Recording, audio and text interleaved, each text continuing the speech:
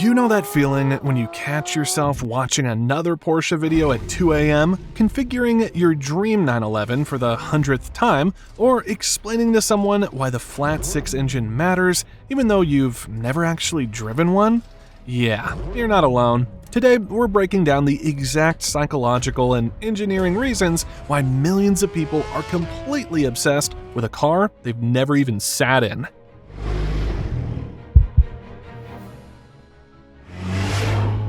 Let's start with reason number 10. Your brain has been quietly meeting this car for years without you realizing it. There's this thing psychologists discovered back in the 1960s called the mere exposure effect. Basically, the more you see something, the more your brain decides it likes it, even if you never consciously chose to care. Every time you spot that 911 silhouette on the street, every reel that pops up on Instagram, every time you drive one in Gran Turismo, your brain is building familiarity. And here's the kicker: familiarity feels exactly like affection to your neurons.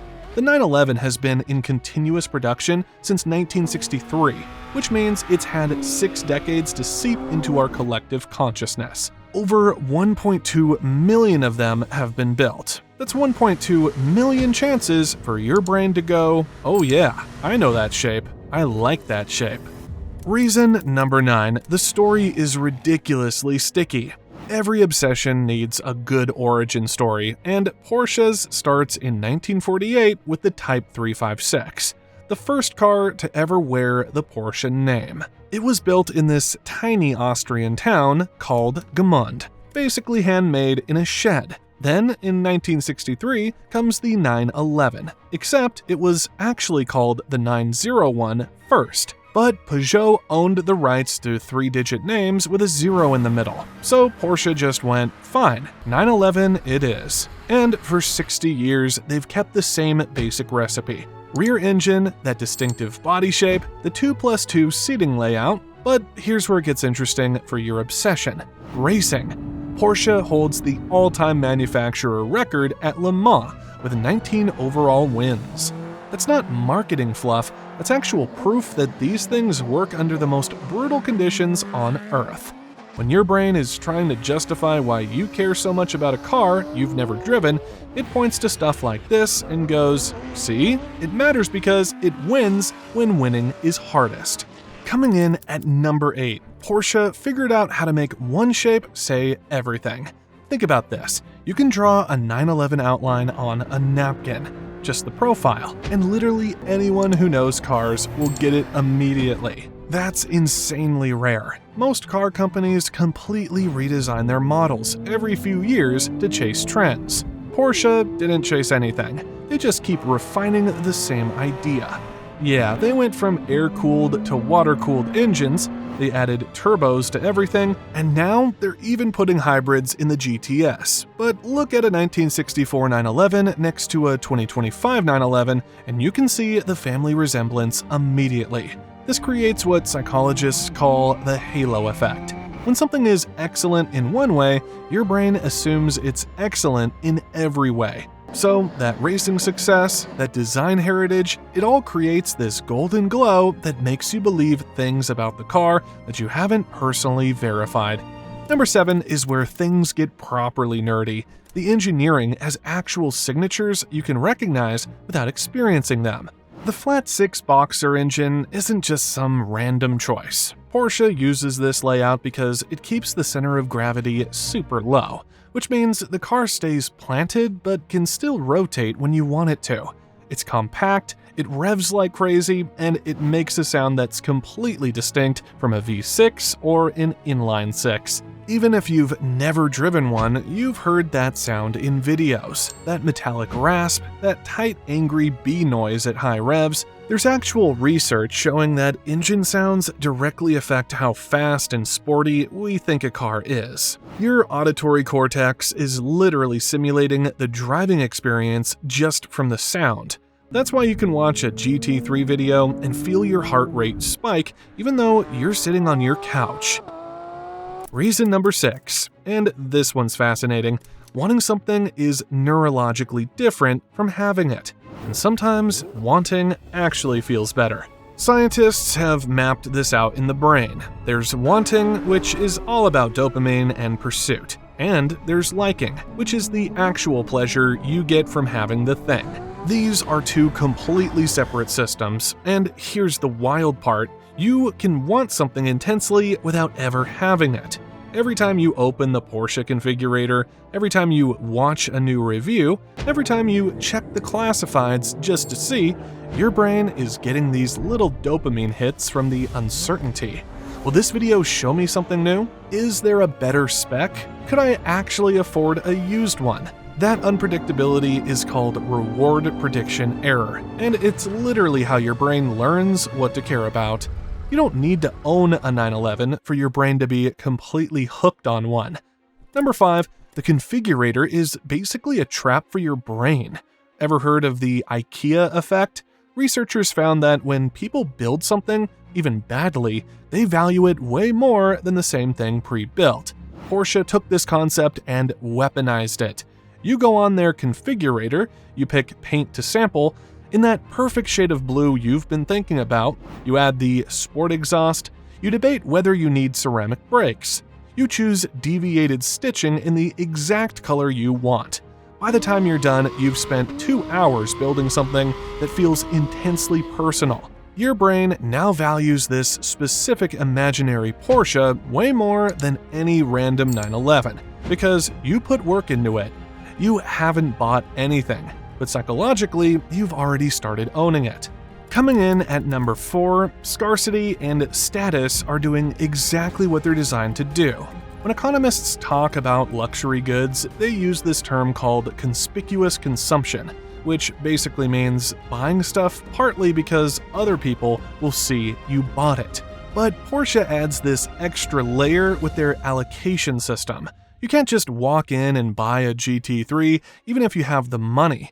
There are wait lists. There are relationships with dealers. There are markups in hot markets. Your brain sees all this difficulty and interprets it as value. It's basic psychology. We want what's hard to get. And when something is both hard to get and publicly recognizable, that wanting becomes social. You're not just obsessing alone. You're part of this whole ecosystem of people who get why it matters. Reason number 3, and this one's surprisingly practical. The numbers actually make sense. While you're obsessing over something you can't afford yet, at least your brain can rationalize that it's not completely stupid. Studies on car depreciation consistently put the 911 near the top for holding value. Some models only lose about 10% over 5 years, which is insane for a 6-figure car. Compare that to luxury sedans that lose half their value in the same time. So when your practical brain tries to shut down your obsession, your emotional brain can pull out actual data and say, look, it's basically an investment. It's not, but it's close enough that you can keep dreaming without feeling totally irresponsible. Number 2 is genius. It's a supercar that pretends it's just a regular car. Most high-performance cars demand you reorganize your life around them. Too low for speed bumps, too stiff for actual roads. No storage, can't see out of them. Your back hurts after 20 minutes. The 911 basically said, what if we just didn't do any of that? You've got a front trunk that actually holds stuff, tiny rear seats that work for bags or small humans, suspension that won't ruin your spine, and you can actually see where you're going. Reviews consistently call it the only supercar you can genuinely daily drive. This is crucial for your obsession because it means the fantasy doesn't have to include buying a second car or explaining to everyone why you can't give them a ride. The dream can slot right into your actual life. And the number one reason you're obsessed with a Porsche you've never driven, they built an entire ecosystem for you to love it without owning it. Think about this for a second. Porsche experience centers where you can book track time or just take a tour and watch other people drive while you eat lunch, listening to tires shriek. Museums that turn the cars into cultural artifacts. that exclusive deal with EA for video games that ended in 2016, and then suddenly Porsches were in every racing game, letting millions of people learn exactly how a 911 feels to drift around Laguna Seca at 3 a.m. They even made virtual concept cars just for Gran Turismo. Every single touchpoint is designed to deepen your connection without requiring you to buy anything. But here's the really clever part about all of this. The new 992.2 generation that just came out, it's got a fully digital gauge cluster for the first time ever. People freaked out about losing the analog gauges. So what does Porsche do? They put in a classic mode that displays virtual analog gauges with that big center tachometer everyone loves. They went digital but kept the ritual. They added hybrid power to the GTS but kept the engine sound aggressive. They changed everything while changing nothing. And this is what Porsche understands that other brands don't. Obsession needs layers. It needs history, but also newness. It needs to be impossible, but also achievable. It needs to work on paper and in your dreams. They've spent 75 years making sure that every single way you can interact with a 911, whether it's through sound, through images, through video games, through configurators, through museums, through racing success, it all points to the same conclusion. This matters. The mere exposure effect means you've been programmed to recognize and like this shape. The racing history gives your logical brain permission to care. The engineering signatures like that flat 6 give you technical reasons to obsess over details. The configurator lets you build your own before you can buy your own. The value retention means you can justify it financially, sort of. The daily usability means the dream doesn't require compromise, and the entire ecosystem of experiences means you can participate in Porsche culture without owning a Porsche. Your brain is doing exactly what it's designed to do. It's taking all these inputs from the sound of a 9,000 RPM GT3 RS to the way the silhouette looks in your peripheral vision. From the endorphin hit of speccing your perfect build to the social proof of seeing 3-year wait lists, and it's creating a desire that's actually more persistent and more enjoyable than short-term ownership might be. Scientists call this the wanting versus liking distinction, and it's why the pursuit phase, where you are right now, reading everything, watching everything, learning the difference between a 997.1 and a 997.2, memorizing torque curves, it's why this phase can actually be more intensely pleasurable than ownership. Because here's what Porsche really sells. They sell a story you can tell yourself. A story about precision and heritage and racing success and German engineering and the perfect Sunday morning drive. And the brilliant thing is, you don't need to own a 911 to tell yourself that story.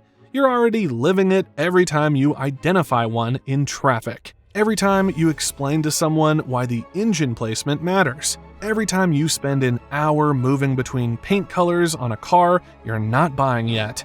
So if you're sitting there wondering if it's weird to be this obsessed with a car you've never driven, it's not.